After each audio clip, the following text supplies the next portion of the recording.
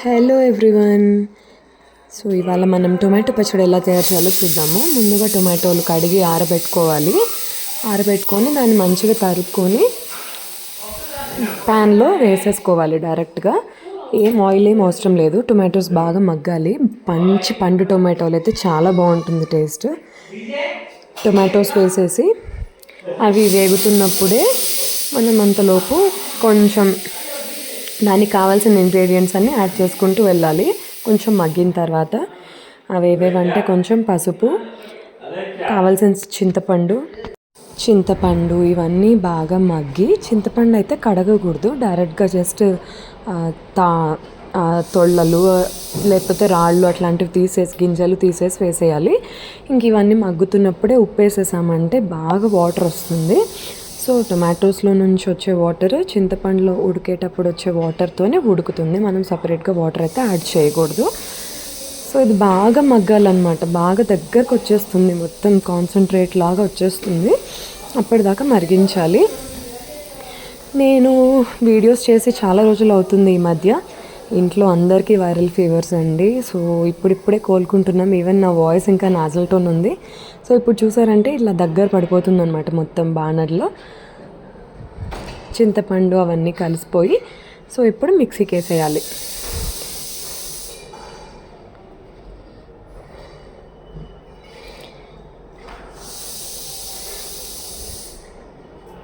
So అయ్యాక paste అయితే ఇలా గ్రైండెడ్ పేస్ట్ వస్తుంది మిక్సీలో.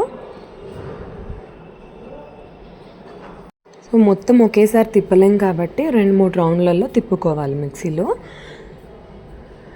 సో ఈ వీడియోస్ చేసేటప్పుడైతే అందరం బాగున్నాం. పోస్ట్ చేసేటప్పుడు అందరికీ వైరల్ ఫీవర్స్ వచ్చేసి నేను పోస్ట్ చేయడం కొంచెం లేట్ అయింది. Please don't mind. ఇంకా నుంచి నా వీడియోస్ కంటిన్యూస్గా చూస్తారు. కంటిన్యూస్ అప్డేట్స్ అయితే తీసుకునే ఉంటాను. Stay tune to my channel. Please subscribe to my channel. ఎవరైనా కొత్తగా చూస్తున్నారు మనం వీడియోలోకి వచ్చేద్దాం. సో ఇలా మిక్సీ పట్టేసిన తర్వాత ఆయిల్ కొంచెం ఎక్కువే పడుతుంది. ప్యాన్లో ఆయిల్ వేసుకుని అది బాగా హీట్ అవ్వాలి.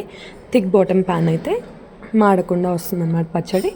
ఇంగువ, ఏ పచ్చడి అయినా సరే ఇంగువ లేకపోతే టేస్ట్ అనేది రాదు. సో ఇంగువ కొంచెం ఎక్కువే వేయాలి. పాత రోజుల్లో రాయి ఇంగు వేసేవాళ్ళు, అదైతే ఇంకా టేస్ట్. ఇప్పుడు అది ఎక్కువ రావట్లేదు కాబట్టి మనం ఈ ఇంగువ పొడైనా వేసుకోవచ్చు, కొంచెం ఎక్కువ వేయాలి. తర్వాత ఎండుమిరపకాయలు, ఇవేంటంటే ఆయిల్లో బాగా ఫ్రై అవుతాయి. సో డైరెక్ట్గా అన్నంతో తినేటప్పుడైతే దాన్ని అన్నంలో ఇలా ఫ్రై అయినవి నంచుకొని కూడా తినొచ్చు, చాలా టేస్టీగా ఉంటుంది. దాన్ని మేమైతే మా భాషలో మిరపకాయ తొళ్ళలు అంటాము. సో తడకకు కావాల్సిన ఐటమ్స్ అన్నీ వేస్తామన్నమాట. మినప్పప్పు, శనగపప్పు, ఆవాలు ఇవన్నీ కొంచెం ఎక్కువే వేసి ఫ్రై అవ్వాలి. పప్పులన్నీ బాగా వేగాలి. పచ్చి ఉంటే పచ్చివాసన వస్తాయి. ఆవాలు చిట్టుపట్టు అనకపోతే కూడా పచ్చడి చేదు వస్తుంది. సో బాగా వేగాలి, బాగా ఫ్రై అవ్వాలి.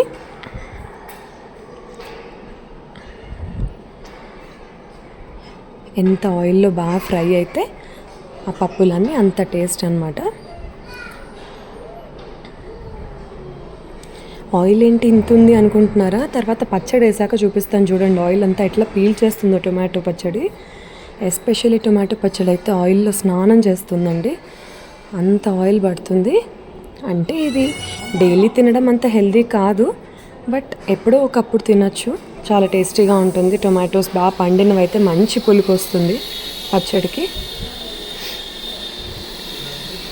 అందరూ చేసే ఉంటారు కానీ మేము చేసే పద్ధతి ఇలా అండి. సో మేము చేసే పద్ధతి ఇలా చూపిస్తున్నాను. లాస్ట్లో టెక్స్చర్ ఎట్లా వస్తుందో చూడండి. సో చూడండి బాగా ఫ్రై అయ్యాయి. మిరపకాయలు కూడా ఇంకా కొంచెం డార్క్ అవుతున్నాయి. So this is the right stage to put the pickle. ఇప్పుడు టొమాటోస్ పచ్చడి వేసేయాలి దాంట్లోకి. వేసేసి ఫస్ట్ ఒక వాయి వేసాము, మళ్ళీ ఇప్పుడు ఇంకొక వాయి వేయాలి. సో చూసారు కదా పచ్చడి వేసాక ఎలా ఉడుకుతుందో. ఎంత బాగా ఎక్కువసేపు ఉడికితే అంత టేస్టీ, అంత ఆయిల్ పీలుస్తుంది. సో సెకండ్ వాయి కూడా వేసేసాము ఇప్పుడు.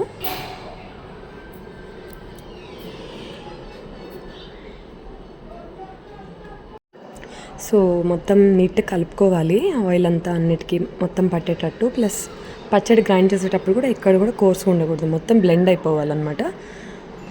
చింతపండు కానీ టొమాటోస్ కానీ ఎక్కడ ఇట్లా పండుగా కనిపించకూడదు, మొత్తం పేస్ట్ లాగా బ్లెండ్ అయిపోవాలి. సో అప్పుడే కలిపేటప్పుడు మంచి టేస్ట్ వస్తుంది. సో దగ్గరకు వచ్చి చూసారంటే చూడండి, ఆవాలు తగిన క్వాంటిటీలో కనిపిస్తుంటాయి. ఆయిల్ ఎంతసేపు వేయించాలంటే మీకు ఆయిల్ అంతా పచ్చడి అంతా దగ్గర పడిపోయి ఆయిల్ సపరేట్ అయిపోతుంది పచ్చడి నుంచి. So that's the right time to separate. So next వచ్చి మిరప్పొడి వేయాలి. ఇది ఇంట్లో చేసిన మిరప్పొడి అండి, తొళ్ళలు విల్చేసి మిషన్లో వేయించాం మిరప్పొడి. సో అందుకే అంత కలర్ ఉంది, బయట కొన్నదైతే కాదు. మీరు అడగచ్చు ఆర్టిఫిషియల్ కలర్స్ యాడ్ చేశారని. లేదు, అస్సలు కాదు, ఇంట్లో చేసిన మిరప్పొడి పర్ఫెక్ట్ కలర్లో వచ్చింది. మిరప్పొడి కొంచెం ఎక్కువే పడుతుంది. చూడండి, ఇప్పుడు మిరప్పొడి వేసేసాక ఆయిల్ అంతా ఎట్లా పీల్చేస్తుందో, అసలు ఇంకా ఆయిలే ఉండదన్నమాట, మొత్తం ఆయిల్ పీల్చేసింది. కలుపుతూ ఉండాలి, ఒక 5 minutes ఉడకాలి అట్లే స్టవ్ మీదే.